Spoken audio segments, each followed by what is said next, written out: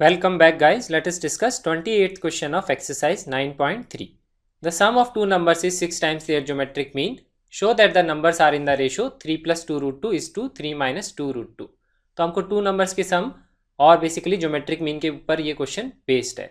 तो मैं क्या करता हूँ, दो टू नंबर्स को अज्यूम कर लेता हूँ a एंड b और ज्योमेट्रिक मीन को अब मैं डिफाइन करता हूँ. ज्योमेट्रिक मीन अगर g है between two numbers a and b तो उसको हम इस तरह से लिख सकते हैं, that is a g and b are in gp. उसका मतलब क्या है, मैं कॉमन रेशियोज को इक्वेट कर सकता हूँ, that is second term by first term equal to third term by second term. इससे हम ज्योमेट्रिक मीन निकाल सकते हैं. तो आएगा G square equal to B A B और जी की वैल्यू आएगी under root of A B. So this is the geometric mean. अब हमें क्वेश्चन में इंफॉर्मेशन गिवन है, sum of two numbers is 6 times their geometric mean.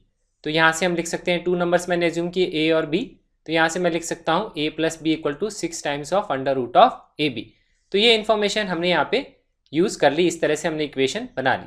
अब हमें question में सॉल्व करना है that the numbers are in the ratio. हमको ये प्रूव करना है, तो हमको रेशियो निकालना है नंबर्स का. तो मुझे बेसिकली निकालना है a बाई बी. वो बेसिकली हम b बाई ए बी हम निकाल सकते हैं. तो दोनों में से एक वैल्यू हमको इवेलुएट करनी है, वो वैल्यू आनी चाहिए इसके रेशियो के इक्वल. तो मैं a बाई बी कैसे यहाँ पे जनरेट करूंगा इस इक्वेशन में, देखिए उसके लिए हम क्या करेंगे, इस इक्वेशन को मैं दोनों तरफ डिवाइड कर दूंगा under root of A B से.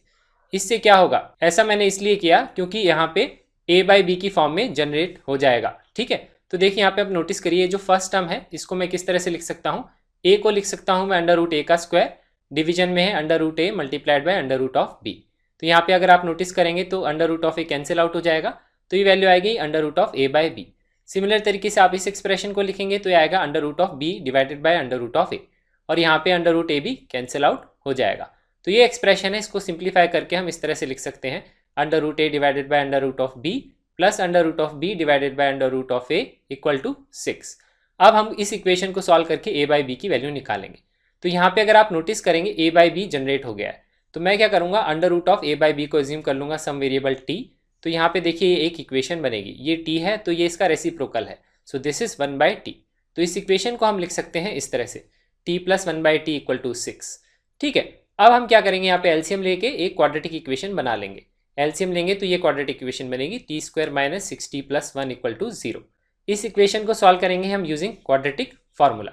क्वाड्रेटिक फार्मूला से हम कैसे निकालेंगे, minus B that is minus of minus 6 वो आएगा 6 plus minus under root of D that is discriminant. Discriminant होता है B square that is 36 minus 4ac वो आएगा माइनस 4 और डिवाइडेड बाई 2 टाइम्स ऑफ ए होता है coefficient of x square that is यहाँ पे टी स्क्वायर, उसका कोफिशिएंट है 1.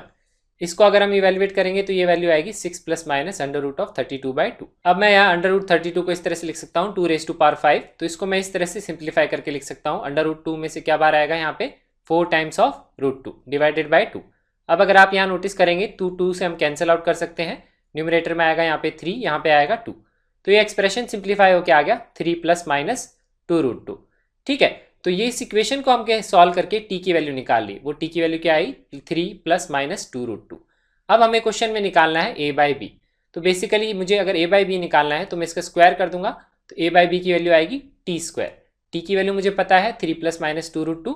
अगर मैं पॉजिटिव साइन लेता हूं तो मैं लिखूंगा 3 प्लस 2 रूट 2 का होल स्क्वायर. यहाँ पे मैंने टी की पॉजिटिव वैल्यू ले ली. ठीक है, अब अगर हम इसको सिंप्लीफाई करेंगे तो इस एक्सप्रेशन को मैं इस तरह से लिख लूंगा, 3 प्लस 2 रूट 2 का होल स्क्वायर है, तो मैंने इसको सेपरेट कर लिया और मैंने इसको कर लिया रैशनलाइज. ऐसा मैंने इसलिए किया क्योंकि क्वेश्चन में जो प्रूव करना है उसमें क्या है, डिनोमिनेटर में 3 माइनस 2 रूट 2 है, तो इसलिए मैंने 3 माइनस 2 रूट 2 से डिवाइड किया और मल्टीप्लाई किया, ताकि हमारा एक्सप्रेशन जो सॉल्व होकर आएगा वो सिमिलर फॉर्म में एक्सप्रेशन आ जाएगा. ठीक है, तो अब हम क्या करेंगे, न्यूमरेटर में इन दोनों टर्म्स को मल्टीप्लाई करेंगे. तो यहाँ पे आइडेंटिटी लगाएंगे a plus B multiplied by a minus B, वो आएगा a square minus B square that is 3 square minus 2 root 2 का होल स्क्वायर. 3 स्क्वायर की वैल्यू होगी 9, 2 रूट 2 का स्क्वायर करेंगे तो आएगा 8. तो 9 माइनस 8 क्या हो जाएगा, 1. So this value is 1. तो अगर आप यहाँ पे नोटिस करेंगे तो ये रेशियो वही आ रहा है, 3 plus 2 root 2 divided by 3 minus 2 root 2. तो ये मैंने सॉल्व किया पॉजिटिव साइन लेके. अब मैं ये सिमिलर एक्सप्रेशन को सॉल्व करता हूँ नेगेटिव साइन लेके, देखिए उससे क्या आंसर आएगा. तो यहाँ पे मैं टी स्क्वायर लिखूंगा 3 माइनस 2 रूट 2 का होल स्क्वायर. वो मैंने कैसे लिखा, यहाँ पे टी की वैल्यू ले ली नेगेटिव साइन के साथ. इसको भी मैं सिमिलर तरीके से लिखूंगा 3 minus 2 root 2 multiplied by 3 minus 2 root 2. उसको मैं रैशनलाइज करूंगा 3 प्लस 2 रूट 2 से. इससे अगर हम सिंप्लीफाई करेंगे तो फिर यहाँ पे फिर से a minus B a plus B की आइडेंटिटी लगाएंगे, a square minus B square. तो एक्सप्रेशन हम सिंप्लीफाई करेंगे आएगा तो 3 स्क्वायर माइनस 2 रूट 2 का होल स्क्वायर. ये वैल्यू फिर से क्या आएगी, दैट इज 1। तो ये रेशियो आ रहा है 3 माइनस 2√2 अपॉन 3 प्लस 2√2। तो ये रेशियो क्या है, बेसिकली इसका रेसिप्रोकल है। तो यहाँ पे मैंने आपको बोला था जो रेशियो हमको निकालना है वो a बाई बी भी हो सकता है, वो b बाई a भी हो सकता है। तो अगर a बाई बी की वैल्यू इसके बराबर है तो b बाई a क्या होगा, इसका रेसिप्रोकल। तो हमने ये क्वेश्चन प्रूव कर दिया कि ये रेशियो हमने निकाला। तो हमने यहाँ पे एक इंपॉर्टेंट कॉन्सेप्ट डिस्कस किया कि हम कैलकुलेशन इस क्वेश्चन में कैसे करेंगे। क्वेश्चन को सॉल्व करने के लिए हम क्या करते हैं, अंडर रूट ए बी से डिवाइड कर देंगे ताकि a बाई बी का एक्सप्रेशन जनरेट हो जाएगा। फिर हम एक क्वाड्रेटिक इक्वेशन बना के उसको सॉल्व कर लेंगे, उससे हमारा आंसर आ जाएगा। फिर हम कॉरस्पॉन्डिंग रेशियो वहां पे निकाल सकते हैं। Thank you so much for watching this video. Do like it and share it with your friends. Don't forget to subscribe to our channel to get updates on the new videos and have a nice day.